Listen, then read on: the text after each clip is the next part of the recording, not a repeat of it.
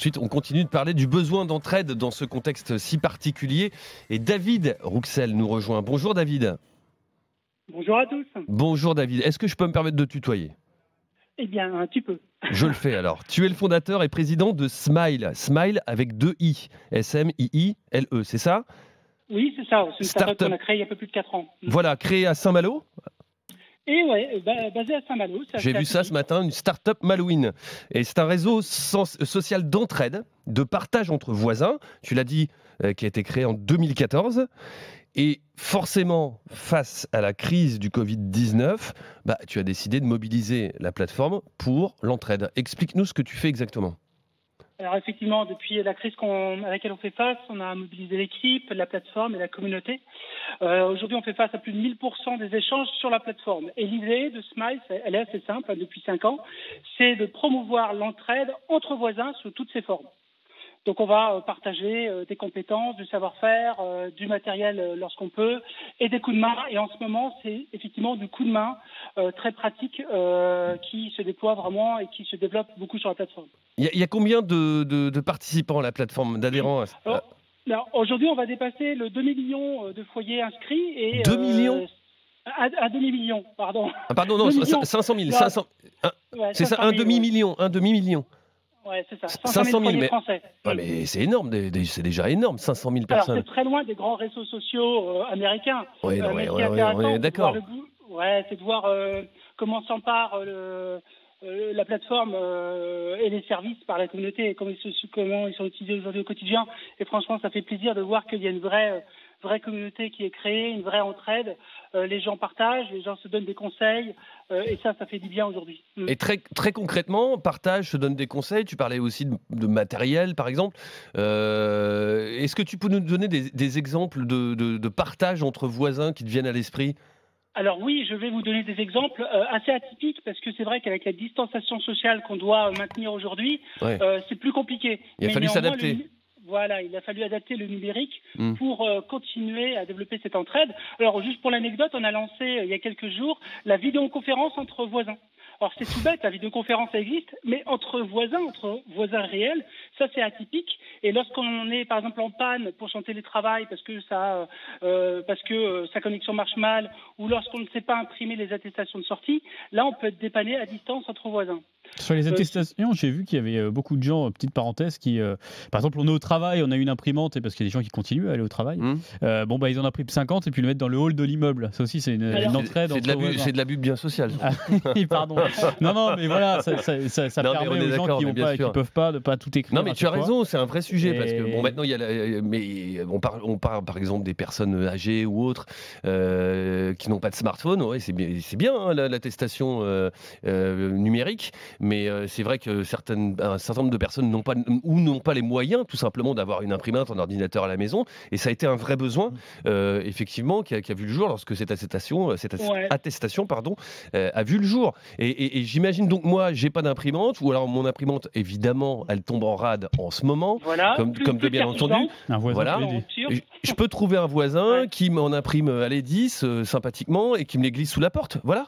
Tout à fait. Alors, on a l'impression des attestations, même si maintenant elle est disponible sur smartphone. Ça, c'est une super nouvelle de la part du gouvernement. Mais on a des petits mots entre voisins de type recettes, parce qu'on est tous à la maison depuis 3 semaines. On sait plus quoi cuisiner. Eh bien, on a des recettes. Et on a aussi des cours de sport entre voisins à distance qui se font sur Smile. On a vu ça. Certains qui font des moments de yoga ou de stretching sur les balcons ou à distance, parce qu'il faut garder cette distanciation sociale. Et ça, c'est atypique. C'est des choses qu'on ne voyait pas avant, c'est sûr. Qu'est-ce qui marchait le mieux avant le confinement ? Alors, ce qui marche le mieux avant, c'était quand même le prêt de matériel. Nous, on milite chez Smile pour développer l'entraide entre voisins, l'entraide de proximité, mais aussi à la mutualisation des ressources. Aujourd'hui, on accumule les ressources, on accumule le matériel. Qui prend la poussière dans le garage, on l'utilise 3 fois dans l'année. Nous, on milite à ça, et c'est ce qui marchait beaucoup avant. C'est le prêt de matériel, la location de matériel, lorsqu'on veut amortir un achat. Ça se fait beaucoup. Et ça, c'est complètement fini parce qu'il faudrait se rencontrer, il faudrait sortir, donc ça marche plus du tout en ce moment. Alors, ça marche moins, mais on a la distanciation sociale qui est appliquée. Par exemple, je peux laisser mon matériel en bas de l'immeuble, je le nettoie quand je le prends, je le nettoie quand je le rends. Ouais. Le matériel continue quand même à être échangé sur Smile, et heureusement. Ça peut être plein de choses, hein. Ça peut être des articles de sport, ça peut être des jeux de société. Moi, j'ai 2 enfants, je fais au moins un nouveau jeu de société tous les 3 jours, sinon ils s'ennuient. Bah voilà, on partage les jeux de société, on les nettoie bien quand on les reçoit, on les nettoie bien quand on les rend, et il n'y a pas de risque à ce moment-là. Et on est bien d'accord, David, ça marche partout en France, hein, Smile? Alors, on est présent dans toutes les villes. Là, je vois, par exemple, sur la plateforme Jean-Louis, dans la Haute-Garonne, je peux téléphoner à des personnes isolées pour rompre l'isolement si vous n'avez pas le temps de le faire. Donc ça, c'est sympa. Ouais. J'ai quoi, là?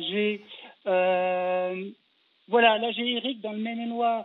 Il va justement déposer dans la cage d'escalier plein de livres et plein de jeux de société pour pouvoir échanger avec ses voisins. Il faut bien les nettoyer en les prenant et en les rendant, bien sûr. C'est beau de voir l'entrain, la joie de vivre de David. Je ne sais pas si tu te souviens, on avait eu Athanas Périfan, le créateur de la Fête des Voisins, à notre première émission. Et voilà, c'était pareil, il proposait un petit peu les mêmes choses, même si voilà, lui c'est aussi sur les réseaux sociaux.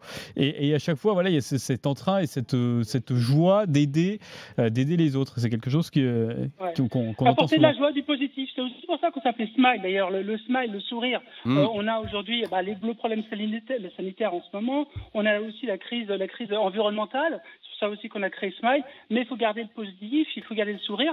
Là, je vois Christian dans le Haut-Rhin 68, je vous propose ce soir à 19h, à la tombée de la nuit, de diffuser 15 minutes de musique pour égayer votre journée, et la playlist va être créée sur Smile entre voisins. Ça, c'est sympa, c'est quelque chose qu'on n'avait jamais vu. Non, mais il y a du lien.